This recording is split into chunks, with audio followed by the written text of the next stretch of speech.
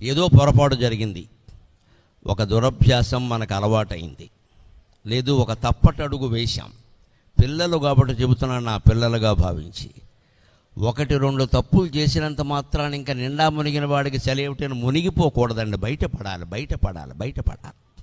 చాలామంది పొరపాట్లు చేసిన వాళ్ళు తప్పులు చేస్తారు, ఇక తప్పులు అలవాటు పడి నేరాలు ఘోరాలు కూడా చేస్తున్నారు. దీనికి వ్యాఖ్యానం ఏమిటంటే, ఎలాగూ చేసేసాం, ఊళ్ళో అందరూ నన్ను ఇలాగే అంటున్నారు, ఇక అలాగే బతుకుతా, ఎందుకు బతకాలి, దాని నుంచి బయటపడచ్చు. ఉపాయం ఉంది. సరసగుణ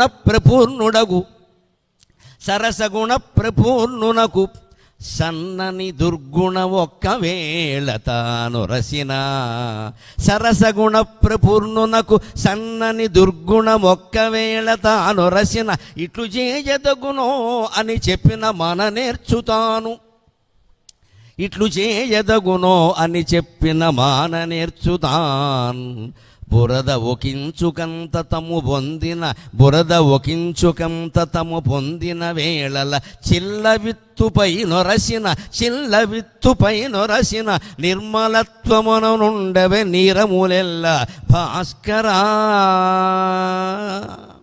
తప్పు చేయడం మానవ సహజం, గుర్తుపెట్టుకోండి. మేము తప్పులు చేసిన వాళ్ళమే. ఇవాళ ఈ స్థానంలో ఉండి ఎందుకు గౌరవం పొందుతున్నామంటే మా తప్పుల నుంచి కూడా మేము పాఠాలు నేర్చుకున్నాం. ఇంకోసారి చేయొద్దు. కొంతమంది అలా కాదు, ముందు చిన్న పెగ్గు అని మొదలు పెడతాడు. అదేమిటో నాకు సరిగ్గా తెలియదు, అనుభవం లేదు, కానీ ముందు పెగ్ అంటాడు, తర్వాత మొత్తం రిగ్ అంటాడు. ఇక్కడ ఓ పెద్ద రిగ్గు తగ్గుతాడు.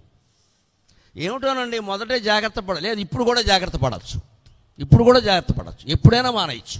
దానికి ఉదాహరణ చెబుతున్నాడు ఇక్కడ. సరసగుణ ప్రపూర్ణునకు అన్నీ మంచి గుణాలే ఉన్నవాడికి సన్నని దుర్గుణం ఒక్కవేళ తాను రసిన. ఒక దురభ్యాసం ఏదో అలవాటైంది అనుకుందాం, ఓ సిగరెట్లు కావచ్చు, తాగుడు కావచ్చు, మరొకటి కావచ్చు. అసలు అన్నిటికంటే గొప్ప దురభ్యాసం ఏమిటో చెప్పనా నేను? ఆలస్యమికి మనుష్యాణం శరీరస్థో మహాన్ రిపుః. బద్ధకాన్ని మించిన దుర్వ్యసనం వేరే ఎక్కడా లేదండి. అసలు అది ఉన్నవాళ్ళు ముందు అది పోగొట్టుకోవాలి. విద్యార్థి దశలో పెద్ద దుర్వ్యసనం, తాగుడును మించి, డ్రగ్స్ను మించి, సిగరెట్లను మించి, అన్నిటిని మించి దుర్వ్యసనం ఏమిటంటే బద్ధకం. ఎప్పటి పని అప్పుడు చేయకపోవడం, తర్వాత చేద్దాం. ఇది మహావ్యాధి. బద్ధకం కనుక లేకపోతే ప్రతి మనిషి దేవేంద్రుడంత గొప్పవాడు అవుతాడు, ప్రతి మనిషి ఋషి అవుతాడు. మనిషిని ఋషి కానియకుండా చేస్తున్నది ఏమిటంటే బద్ధకమే. వాయిదా, ప్రతిదీ వాయిదా. ఆ వాయిదాలు వేయకుండా చేయగలగాలి ఖచ్చితంగా. అందుకోసం చెబుతున్నాడు ఇక్కడ, మంచి గుణాలన్నీ ఉన్నవాడికి ఒకవేళ ఏదైనా ఒక సన్నని దుర్గుణం ఒక్కవేళ తాను రసిన, ఒకవేళ వచ్చినప్పటికీ ఇట్లు చేయదగునోయని చెప్పిన మాన నేర్చుతాను.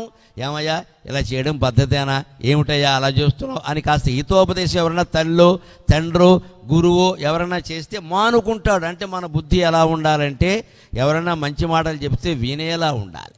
పొరపాటు జరగచ్చు, ఎవరి చేతిలోనే జరుగుతాయి. తప్పులు చేయడం మానవ సహజం. చేసిన తప్పు దిద్దుకోవడం మహాత్ముల లక్షణం. తప్పు చేసి చేయలేదని వారించడం మూర్ఖత్వం. తాను చేసిన తప్పును ఎదుటివాది మీద రుద్దేయడం రాజకీయం. ఆ స్థితిలోకి వెళ్ళకూడదు. అక్కడికి అంత దుర్మార్గం మనం కాకూడదు. తప్పు చేయడం మానవ సహజం, చేస్తాం. కానీ ఆ తర్వాత దశలో ఏమిటంటే చేసిన తప్పు దిద్దుకోవడం మహాత్మ లక్షణం. నన్ను అడిగితే ఒక ఆధ్యాత్మికవేత్తగానే చెబుతున్నా, దేవుడి మీద మనకుండే విశ్వాసం కంటే కూడా ఆత్మవిశ్వాసమే చాలా గొప్పది. నిన్ను నువ్వు నమ్మనప్పుడు నువ్వు దేవుణ్ణి కూడా నమ్మలేవు. అనుమానం వల్ల నువ్వేం చేయగలవు, ఏం చేయలేవు. నీలో మంచి ఏమిటి, చెడ్డ ఏమిటి అన్నీ నువ్వే చూసుకోవచ్చు. ఖచ్చితంగా ఒంటరిగా ఉన్నప్పుడు కాస్త మన మనస్సులోకి మనం లోపలికి వెడితే అన్నీ అద్దం మీద కనిపించినట్టు తెరిచిన పుస్తకంలా కనిపించేస్తూ ఉంటాయి. మార్చుకోవచ్చు. అందుకే చెబుతున్నాడు, ఏమయ్యా ఆయనకు ఒక ఉపదేశం చేస్తే మానుకుంటాడు కదా. దానికి ఉదాహరణ ఏమిటో తెలుసా? వర్షకాలం చెప్పుకోవలసిన మాట. ఇప్పుడు నీటి కుళాయిలు బిందులు వచ్చాక మనకు అర్థం కావట్లా. పూర్వం కాలవల నుంచి చెరువుల నుంచి నీళ్లు తెచ్చుకున్నప్పుడు బురదగా ఉండేవి నీళ్లు. వర్షకాలం ఎలా ఉంటాయి? కొత్త నీరు కదా, బురదగా ఉంటుంది. మరి ఆ బురద నీళ్ళు ఎలా తాగుతారండి? ఇంటికి రాగానే ఏం చేసేవారు? ఇండుపుకాయ అని ఉంటుంది, ఒక గింజ, చిల్ల గింజ అంటారు దాన్ని, ఇండుపుకాయ అంటారు. అది చిన్నది, చాలా ఖరీదు కూడా చాలా తక్కువ. ఆ ఇండుపుకాయ బిందులో వేసేవారు. విచిత్రంగా అరగంటకి మట్టి అంతా కిందకి వెళ్ళిపోయి స్వచ్ఛమైన నీరు పైకి తేరేది. ₹1 ఖర్చు లేని భారతీయ వైద్య విధానం అమ్మ ఇది. ₹1 ఖర్చు లేదు.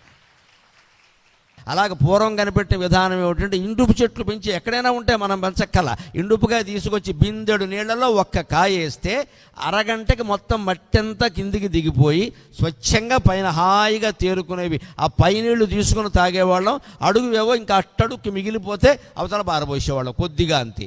అలాగా చిల్లగింజ వేసి అందులో వెయ్యగానే బురద నీరంతా తన స్వభావాన్ని మార్చుకుని మంచినీరు అయింది కదా. మంచివాడైన వాడు తన స్వభావాన్ని మార్చుకుని మంచివాడు కాలేడా? ఒక్క దుర్గుణం ఉన్నంత మాత్రాన్ని దుర్మార్గుల్లో కలిసిపోవాలా అంటున్నాడమ్మా. మనిషి మారడానికి 99 ఏళ్ల వరకు అవకాశం ఉంది. శిశుపాలుణ్ణి శ్రీకృష్ణుడు సంహరించాడు. ఎప్పుడు? 100 తప్పులు చేసే వరకు క్షమిస్తానన్నాడు. 99వ తప్పు దగ్గర ఆపేసినా వాడు బతికేవాడు. కానీ వాడెంత వీరాగ్రేసర చక్రవర్తి అంటే కృష్ణుడు ఒకవేళ చంపడేమో అని 100 కాదు 108 తిట్లు తిట్టాడు. ఈయన అష్టోత్తర శతం అనేది అప్పటి నుంచే వచ్చింది మనకు ఆచారం. అందుకని వాడు 108 తిట్టాడు ఏకంగాను. అందుకని సరిపోయింది కదా, ఎక్కడైనా ఆపుంటే బాగుండేది కదా. అందుకని చెబుతున్నాడు. ఇక్కడ మీకు ఒక 6 నెలల క్రితం పత్రికలో చదివిన ఒక అద్భుతాన్ని చెబుతాను. విద్యార్థులు ఎంత సాధించగలరో తెలుస్తుంది విజ్ఞానం మీద దృష్టి పెడితే. నిజంగా మంచి మాటల వల్ల మనుషులు మారతారండి. మాకు కూడా ఇదివరకు ఆ నమ్మకం ఉండేది కాదు. ఏదో ఉపన్యాసాలు ఇస్తాం, ఎవరు మారుతారు అన్నట్టుగా ఉండేది. కానీ ఇటీవల ఒక 10 ఏళ్లుగా వస్తున్నటువంటి కొన్ని మార్పులు కనపడుతూ ఉంటే పర్వాలేదు, ఉపదేశాలు పనిచేస్తాయనిపిస్తుంది నాకు. దానికి ఉదాహరణ 6 నెలల క్రితం ఒక పత్రికలో చూశాను నేను. జపాన్లో ఒక ఆచార్యుడు ప్రొఫెసర్ మసాటో అని ఆయన ఒక ప్రయోగం చేశాడు. మనిషి స్వభావాన్ని మార్చడం ఎలాగా? సాధ్యం కాదు, చాలా కష్టం అండి. స్వభావం అంటే స్వస్యభావం, వాడు పుట్టినప్పుడే వచ్చింది ఆ స్వభావం, న్యాచురాలిటీ అంటారు. అది మార్చలేము ఎవరు కూడా. ఎలా మార్చాలి? వీలు కాదా అని ప్రయోగిస్తే ఆయన ఏం ఆలోచించాడంటే రకరకాల ప్రయోగాలు చేసి మానవ శరీరంలో 60% నీరే. మీరు పుస్తకాల్లో చదువుకుని ఉంటారు జీవశాస్త్రంలో. మానవ శరీరంలో 60% నీరే, మిగిలినవే ఆ రసాయనాలు కూడా నీటి నుంచి ఏర్పడినవే. మానవ శరీరంలో సగం 60% నీరే. అందుకని ఆయన ఏం చేశాట, 2 గ్లాసుల్లో నీరు పోశాడు. ఒకే నీరు. ఒక గ్లాసు దూరంగా ఆ చివర పెట్టాడు, ఇంకో గ్లాసు ఈ చివర పెట్టాడు. ఒక గిన్నె నీళ్ళ గిన్నె ఆ చివర పెట్టాడు, ఇంకో నీళ్ళ గిన్నె ఈ చివర పెట్టాడు. ఆ నీళ్ళ గిన్నె దగ్గరికి వెళ్ళి ఇడియట్, స్కౌండ్రల్, రాస్కెల్, స్టూపిడ్ అని తిట్టడం మొదలెట్టాడు. అలా రోజు ఒక అరగంట పని పెట్టుకుని ఇంగ్లీషులోనూ ఆయన జపాన్ భాషలోనూ ఉండే తిట్లన్నీ ఆ నీళ్ల మీద పడేలా తిట్టాడు. ఇక్కడికి వచ్చి కౌసల్య సుప్రజ రామ పూర్వా సంధ్యా ప్రవర్తతే ఉత్తిష్టన రశార్దూలా కర్తవ్యం దైవమాన్నికం తవ సుప్రభాతమరవిందలోచనే భవతు ప్రసన్నముఖచంద్రమండలే విధిశంకరేంద్రవనితాభిరర్చితే వృషశైలనాథ దయితే దయానిధే అని సుప్రభాతాలు, సూక్తులు, శ్లోకాలు చదవడం మొదలెట్టాడు. జపాన్ భాషలో ఉండేవి. ప్రతిరోజు ఒక అరగంట చొప్పున అక్కడ తిట్లు, ఇక్కడేమో సుప్రభాతాలు, సూక్తులు. ప్రయోగం అంటే ఏదండి? విదేశీయుల నుంచి నేర్చుకోవాలి. మనం ఏం చేస్తూ ఉంటామంటే ప్రయోగాలు చేయమంటే మీకు అందరికీ తెలుసుగా, ఇంటర్మీడియట్లో చేసిన పనే కదా. బాట్నీ రికార్డు రాయమ్మా అంటే అక్క రికార్డు అక్క పేరు తీసి రాసేసి చెల్లి పెట్టేస్తుంది అంతే. అక్క రికార్డు అది. ఈవిడేం సొంతంగా ఆకులే అన్నీ అదే పేరు రాసేసి 30కి 30 వేసేయడానికి మన వాళ్ళు సిద్ధంగా ఉన్నారుగా. ఏం లేకుండా 30కి 30.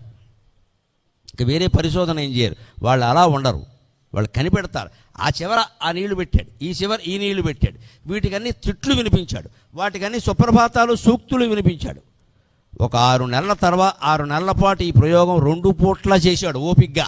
తర్వాత ఏం చేశాడంటే ఆ నీటిని గడ్డకట్టేలా చేశాడు, ఈ నీటిని గడ్డకట్టేలా చేశాడు ఫ్రిడ్జ్లో పెట్టి. ఆశ్చర్యంగా ఏం జరిగిందో తెలుసా? ఈ సుప్రభాతాలు, సూక్తులు వినిపించడం మంచు గడ్డలుగా మారింది. కానీ మంచి మన మిఠాయి ఉండలు తయారు చేసేటప్పుడు పూసల్లాగా, ముత్యాల దండలో పూసల్లాగా, చాలా అందమైన పూసల్లా, ఐస్ క్యూబ్స్ అంటామే మనం, మంచు క్యూబ్స్, అవి చాలా అందంగా వరుసలో ఒక క్రమంగా ఏర్పడ్డాయి సుప్రభాతాలు, సూక్తులు వినిపించిన చోట. ఆ తిట్లు తెచ్చిన చోట ఎలా ఉన్నాయంటే చెదపురుగులు చెక్కన కొట్టేసినట్టుగా ఇష్టం వచ్చినట్టుగా ఏర్పడ్డాయి అక్కడ. ఖచ్చితంగా ఒక ప్రయోగం ద్వారా రుజువైంది. నీరు కూడా తిట్లకి స్పందిస్తుంది, సుప్రభాతాలకి, సూక్తులకి స్పందిస్తుంది.